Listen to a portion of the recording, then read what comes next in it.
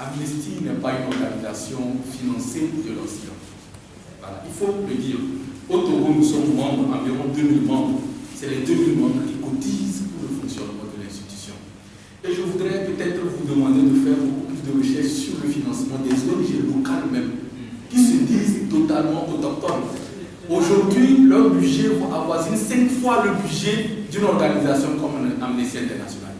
Amnesty, déjà dans les années 2002-2003, avait commencé par faire la promotion de ce qu'on appelle l'appui institutionnel. Des petites ONG qu'on avait choisies, à qui on appuyait financièrement pour qu'elles puissent, par exemple, avoir un siège, etc. etc.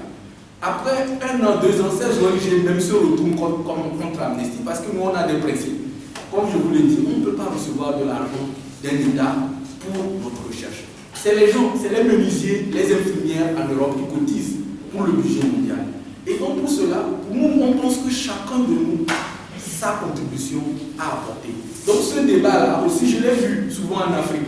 On dit non, les organisations internationales doivent disparaître au détriment des organisations locales. C'est souvent, non je ne dis pas que c'est ce que vous voulez dire, mais c'est souvent une erreur. Parce qu'une organisation locale, comme l'a dit Adjolé, le danger demeure, c'est que rapidement il suffit qu'on vous mette de la pression sur un sujet ou un financement et que le lendemain vous ne soyez pas en mesure d'être autonome. Moi par exemple, si aujourd'hui le pouvoir me met la pression, je sais qu'il y a certains ailleurs qui vont toujours me prendre la relève. Quelqu'un qui est à Dakar, quelqu'un qui est à Johannesburg, quelqu'un qui est à Londres ne peut pas recevoir la même chose que ce que je peux recevoir. D'où l'avantage de ces organisations, toujours, même si les organisations locales font du travail, de pouvoir toujours exister. Et donc pour moi, la lutte pour les droits de l'homme au Togo ne parle pas seulement de la CNDH. Moi je ne pense pas. Déjà dans les années 70, comme je vous le disais, quand vous lisez les rapports, vous allez voir ce qu'on appelle les formes de dissidence au Togo. Moi j'ai rencontré quelqu'un qui a été emprisonné à Mango, dans une prison que j'ai visitée, dans les années 1972-1913, où il expliquait que c'était grâce à Amnesty qu'il avait eu la première visite de quelqu'un de l'extérieur lorsqu'il a été emprisonné. Donc je pense que moi, mon objectif, c'était que beaucoup plus de Togolais s'engagent en ne comptant pas.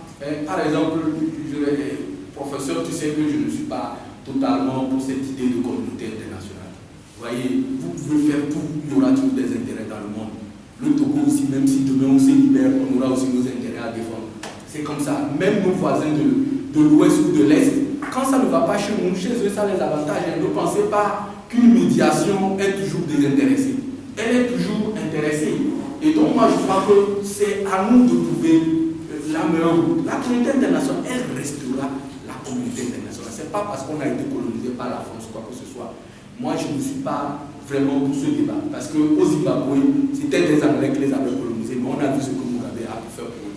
Donc, il faut qu'on trouve les moyens de pouvoir garantir aux gens de s'engager. Par exemple, l'armée. Et vous voyez, le docteur a bien dit, on est allé à la conférence nationale divisée. Vous voyez, j'ai bien aimé comment tu as commencé l'armée en n'accusant pas directement. Il y a une manière, moi, je suis capable, par exemple, de rencontrer des officiers de l'armée. Comme ça, pour discuter, parce qu'il y a une manière de faire. Mais si en amont, vous créez déjà une distorsion en disant ce sont des caviers, ce sont des éléments du Nord, ce sont des voyins, forcément, les gens sont crispés. Les gens ne peuvent pas souffrir. Moi, je pense qu'on doit changer une manière de faire la politique au Togo. Si je dois quitter les droits humains vers... Parce que, vous voyez, moi, je souffre trop de voir un pays comme ça traîner souvent avec des petits problèmes comme ça. On interdit même une marche. C'est quoi une marche dans une... Sincèrement, c'est un concert. Est-ce que l'État a autant de moyens pour pouvoir mobiliser? Si même c'est 10 policiers qu'on mobilise pour une journée, ça coûte au budget togolais, ça coûte aux impôts. Donc je crois qu'on doit disperser nos énergies pour penser autrement et aller. Les intérêts vont toujours exister. Ce n'est pas l'Allemagne, les États-Unis. Ils auront toujours un intérêt, que ce soit pour Togo ou ailleurs, pour pouvoir faire ça. C'est ce que c'est mon avis.